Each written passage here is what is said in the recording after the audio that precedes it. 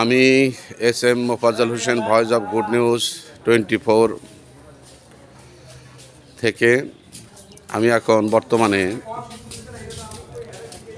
Tangail railway স্টেশনে অবস্থান করছি।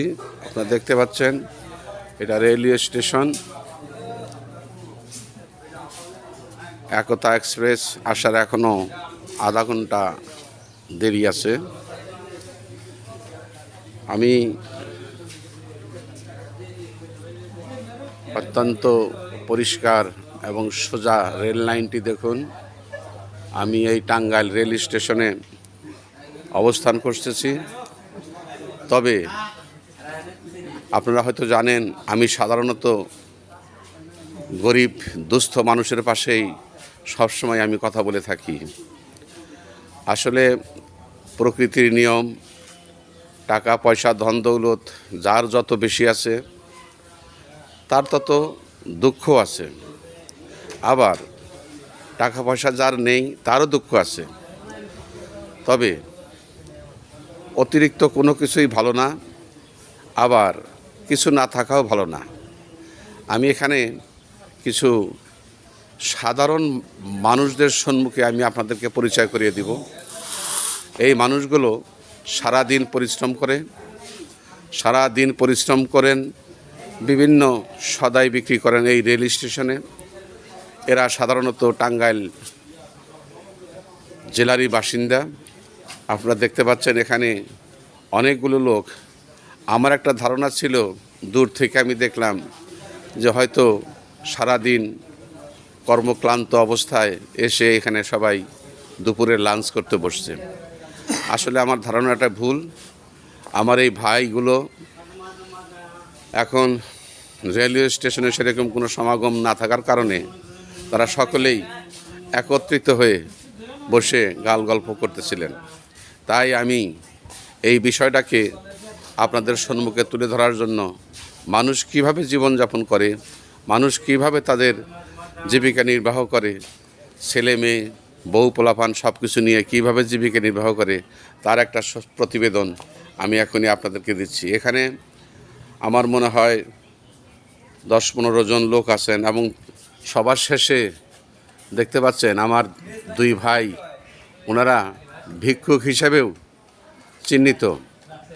আসলে এরা নিরন্ন মানুষ, মানুষদের সম্পর্কে খারাপ ধারণা রাখা যে রাখে সে পাষণ্ড। আমি সবসময় বলে থাকি, সাধারণ মানুষজন আমাদের এই আল্লাহর নিয়ামত, আল্লাহ তাআলার নিয়ামত। আমরা সবাই আল্লাহ তাআলার নিয়ামত। তার মধ্যেও এই মানুষগুলো যারা এখানে দেখতে পাচ্ছেন, যারা এখানে বিভিন্ন ধরনের সদাই নিয়ে বসে আছেন, তারা কোনো না কোনোভাবে একটা না একটা ব্যস্ততার মধ্যে তারা দিন কাটায়। কারণ ওরা যদি ওদের দ্বারা কোনো অন্যায়, বৃহৎ কোনো অন্যায় হওয়ার সম্ভাবনা খুব কম।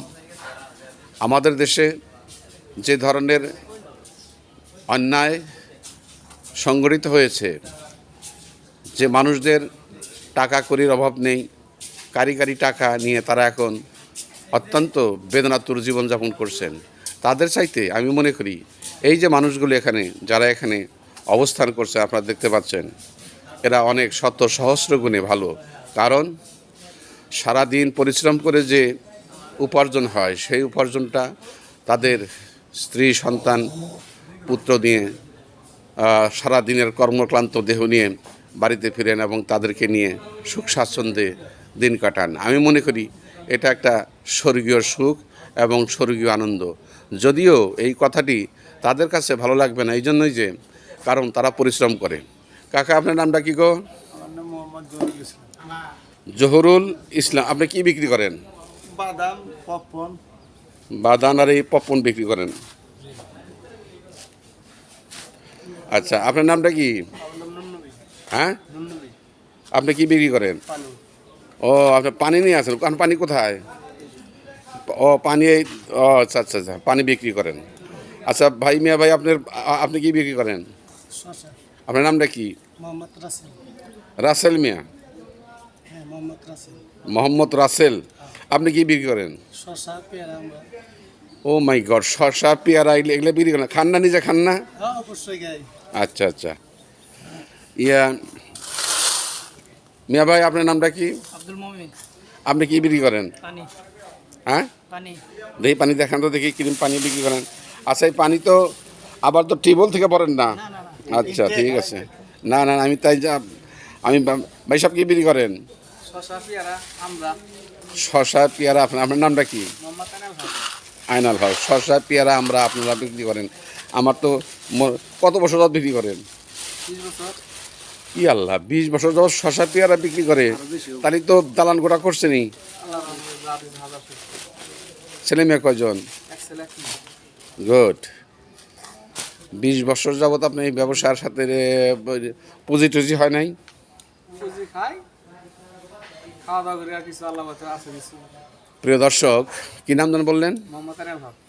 মোহাম্মদ আয়নাল হক 20 বছর যাবত এই শসা পেয়ারা বিক্রি করে তার নিজের জীবন জীবিকা চালায়, সংসার চালান, এবং সে মানসিকভাবে অত্যন্ত প্রশান্তিতে আছে, সেটা শুনতে পারলেন।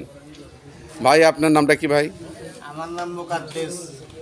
আপনি কি বেচেন? আমি গুলগুলি বেশি। হায় হায় রে, গুলগুলি রে, মিষ্টি গুলগুলি। মিষ্টি গুলগুলি। এই গুলগুলি বাজারে আমরা আগে যখন ছোটো ছিলাম জি। তখন ওই গুলগুলি ভাজতো, তখন আমি বাবারে বলতাম যে বাবা এটা কিনে দাও। হ্যাঁ। তো বাবা বলতো এটা খাইস না। তা না, তারপরেও খাইছি, খুব খুব ভালো জিনিস। আপনার নামটা কি? মুকাদ্দেস। ও, মুকাদ্দেস। আর বাড়ি কোথায়? টাঙ্গাইল ডিস্ট্রিক্টে। টাঙ্গাইল। আচ্ছা, আপনারা খারাপ রয়েছেন কে? হ্যাঁ, আপনারা কি করেন? আমি গাড়িতে কালেকশন করি। কালেকশন করেন? কি কালেকশন করেন? সাহিত্য চাই নিজের জন্যে? নিজের জন্য। এটা কন। আমার 3টা ছেলে, ই আল্লাহ, ছেলে বউ কটা? বউ একটাই। বউ একটা, 3টা ছেলে নিয়ে আপনি এই কাম করতেছেন। ভালো আছেন তো আপনি? আলহামদুলিল্লাহ। দেখছেন, এও কয় আলহামদুলিল্লাহ। আপনার অবস্থা কি? মোটামুটি ভালো আলহামদুলিল্লাহ। আপনি কি করেন? আমি পানির ব্যবসায়ী করি। পানি আপনার? ও, আপনার পানি ওইখানে পানি আছে। আচ্ছা ঠিক আছে, আসেন তো, বলো না কি নাম আপনার? আপনার কি নাম? হানিফ। হানি। আপনার নাম? মোহাম্মদ নজরুল ইসলাম। নজরুল। তুমি কি বিক্রি করো? আইসক্রিম বিক্রি করো? তো তুমি পড়াশোনা বাদ দিয়ে তুমি এই বয়সে আইসক্রিম বিক্রি করতেছো কেন? পড়াশোনা করি। কোথায় পড়াশোনা করছো? পড়ল কমিতে। বিএ পাস করছো? না, কমিতে। এই জন্য তো তুমি এটা বেছো। কৌমিতে পড়লে এবার তুমি তো হয় বিক্রি করে রাখা লাগবো, নয় তোমার আইসক্রিম তো ঠিক আছে, তো তোমারটা ঠিক আছে। আচ্ছা, এইগুলা কার? এটা কার? তুমি মাল থুয়ে তোমার মাল রয়েছে এক জায়গায়, তুমি আর এক জায়গায় বসে রয়েছে, করো নাকি? আচ্ছা, তোমার তোমার নাম কি? মোহাম্মদ শাহ আলম। শাহ আলম কি বিক্রি করে? সিঙ্গারা। সিঙ্গারা। পেঁয়াজি। সিঙ্গারা, পেঁয়াজি। প্রিয় দর্শক, দেখুন, আপনারা হয়তো জানবেন যে শহরেই শুধুমাত্র বিভিন্ন রেস্টুরেন্টে, হোটেলে সিঙ্গারা, পেঁয়াজু এবং অন্যান্য খাদ্যদ্রব্যগুলো বিক্রি হয়, এটা সত্য। কিন্তু তারপরেও এই সিঙ্গারা, এই পেঁয়াজু, এই সমস্ত দ্রব্য অত্যন্ত যত্ন সহকারে ওনারা এই রেল স্টেশনে যাত্রীদের কাছে বিক্রি করে থাকেন। আপনারা মনে করবেন না এই সিঙ্গারা, এই পেয়ারা খোলা অবস্থায় আছে, তা নয়। কিন্তু আমরা দেখতে পাচ্ছেন এটা প্যাকেটজাত করা আছে। আমি বাড়ি কোথায় আপনার? যমুনা সেতু। ওটা অন্ধকার রাখছো কে? এই ছেলেটা তো ভেজালের ছেলে। তোমার নাম কি? মোহাম্মদ তমাল। তুমি কি করো? শশা পেয়ারা বিক্রি। শসা পেয়ারা তুমিও বিক্রি করো? কতদিন যাত বিক্রি করো? 14-15। জমি করছো কতটুকু? জমি এসে না না, খাইছো না খালি। এই 15 বছর যাবত যদি শসা পেয়ারা বিক্রি করো, 15 বছর যাবত প্রতি 5 দিন অন্তর যদি 100 টাকা করে যদি কোনো জায়গায় রেখে দিতে, তারই তো কিছুটা হইতো। যাই হোক, এই তুমি কি হাসতেছো? মিসমিস দিয়ে হাসতেছো কেন? তোমার ব্যবসা কি? চানাচুর। মাসে খায়? খায় তো? আচ্ছা, তোমার নাম কি? মোহাম্মদ রায়হান মন্ডল রায়হান মণ্ডল।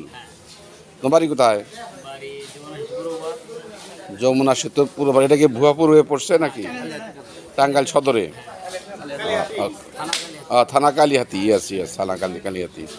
তুমি কতদিন যাবত ব্যবসা করো? তোমারও কি একই অবস্থা? বিয়ে করছ? বাচ্চা কাচ্চা আছে? হ্যাঁ হ্যাঁ, দুইটা ছেলে। তো একামে তো ভাই বাঘা দেখতেছি। হ্যাঁ, এই তোমার অবস্থা কি? হ্যাঁ, তুমি কি তুমি কি বেছো? তুমিও সিঙ্গারা বেছো? তো সিঙ্গারা কত করে বেছো তুমি? 20 টাকা প্যাকেট। আচ্ছা, প্রতিদিন তোমার তো সিঙ্গারা নিয়ে আসতে হয়, তাই না? আচ্ছা, এই প্রতিদিন সিঙ্গারা তোমার এটা তুমি কত কত পিস নিয়ে আসো? সারাদিন কি বিক্রি হয়ে যায়? বিক্রি হয় না। আচ্ছা, কি নাম তোমার? হ্যাঁ, তোমার বইয়ের নাম কি? হ্যাঁ, এই দেখছেন, দেখেন দেখেন দেখেন দেখেন কথাবার্তার সাইজ দেখেন। তুমি জানো না? সত্যি করে কও, জানো না? না বিয়ে করো নাই? বিয়ে করছ? দেখাচ্ছে তাহলে তাহলে তো বইয়ের নাম কোন যায় না? দেখাচ্ছে এইটা কি? এইটা কোনো উত্তর হইল? এই তুমি কি তোমার নাম কি? তুমিও কি দুই বিয়ে এক বিয়ে করছাও? আচ্ছা, তুমি কি বেছো? কত বছর যাবত? না, তাহলে তোমার পয়সা কম আছে এখনো। তাহলে ব্যবসা কি ভালো? ভাই সাহেব, আপনি কোথায় যাবেন? আমি যাব পার্বতীপুর যাবেন। এই মানুষগুলো কি চিনেন আপনি? না, এই মানুষগুলো দেখে আপনার আপনার মতামতটা কি বলেন তো ভাই একটু। ওরা নিজেরাই প্রতিদিন পরিশ্রম করে খায় এবং হালাল খায়, এটাই সবচেয়ে বড় কথা। গুড, এটা আমি আপনার এই উত্তরটাই আপনার কাছ থেকে আমি জানতে চাচ্ছি। আচ্ছা ভাই, আপনার নামটা কি? মোহাম্মদ জাহিদুল ইসলাম। তুমি কি বেছো? তুমি কি বেছো? শসা পেয়ারা আমরা। এই তাই হ্যান্ড খুলে রাখছো, ভালো হয়েছে। তুমি শসা পেয়ারা আমরা আমরা শসা পেয়ারা আমরা কত বছর যাবত বিক্রি করো? 5-7 বছর। 5-7 বছর। ছেলে মেয়ে কয়জন? 2 জন, একটা মেয়ে একটা ছেলে। এটা কি রে বাবারে, সবারই ছেলে মেয়ে আছে।